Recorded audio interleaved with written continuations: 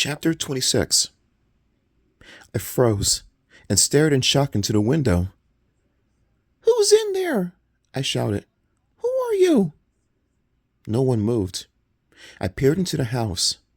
I could see a boy about my age. He had a round face and straight blonde hair. Behind him, I saw a girl with curly red hair. "Hey, you in there!" I shouted. "What are you doing in there?" They both stared straight ahead. Their eyes were glassy. They stood perfectly still, like zombies. My heart started to pound. This whole little town was so completely weird. Why did Mr. Pinker build it? Who were these strange kids in that dollhouse? "Oh no!"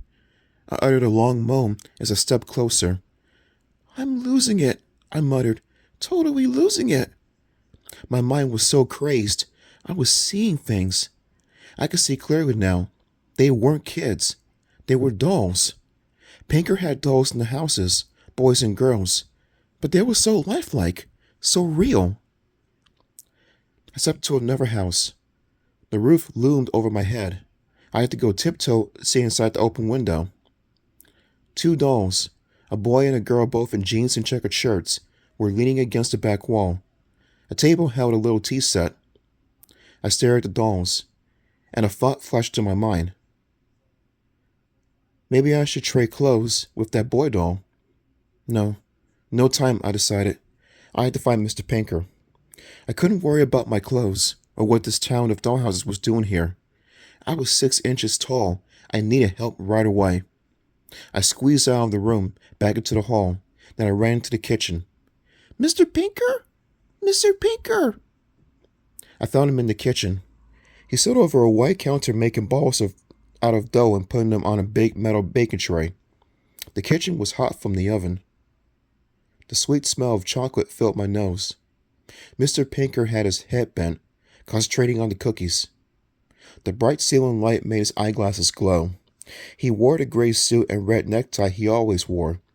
He didn't even take off his suit jacket to bake cookies. Classical music poured from a speaker under a cabinet. Mr. Pinker hummed along with the music. I spotted a blue step stool on the other side of the kitchen cabinet. It had 2 steps. I pulled myself up onto the first step. "Mr. Pinker!" I shouted. "It's me, Stephen!" He hummed along to the music as he dropped dough balls onto a cookie tray. "Mr. Pinker! Mr. Pinker!" I shouted top of my lungs. I waved my arms wildly above my head. I jumped up and down on the step stool. "Mr. Pinker! I need help! Can you hear me? Mr. Pinker!" No way. He couldn't hear me over the music and the loud humming. I pulled myself onto the top step. I waved and jumped and shouted. I heard a phone ring. Pinker wiped his hands on a dish towel. The towel looked as big as a bedsheet to me. He picked up a phone from the counter and began talking to it. He wedged the phone between his ear and his shoulder, and he continued to drop cookie dough onto the tray. "Mr. Pinker!" I cupped my hands around my mouth and screamed his name. I reached up on tiptoe and grabbed the countertop. Using all my strength, I pulled myself up and scrambled onto the counter. He had his back turned to me. I had to get his attention, but how?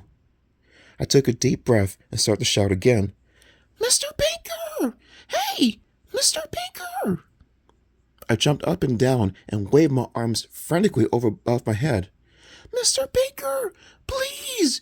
Mr. Pinker!" No, he couldn't hear me over the music from the kitchen speaker.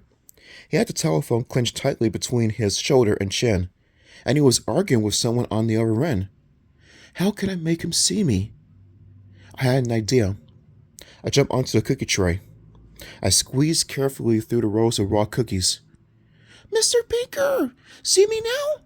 Mr. Pinker?" I tripped over a cookie and went face down on the tray. 2 or 3 globs of cookie dough broke my fall. I climbed up. I had chocolate and dough stains down from the front of my jumpsuit. I rubbed a smear of chocolate off my forehead. "Mr. Pinker! Mr. Pinker!" Moving carefully, I made my way to the front of the metal cookie tray. Pinker had his back turned. He was shouting into the phone. He was bargaining with someone about buying a piano. I waved and shouted. He had to see me near the cookie tray. I took another step toward him and stopped. I stared at the cookies all around me on the metal tray. I couldn't take my eyes off them. The strong aroma of chocolate was making me dizzy. A wave of cold horror rolled down my body. I couldn't move. I couldn't breathe. Why did it take me so long to realize? How could I have been so stupid?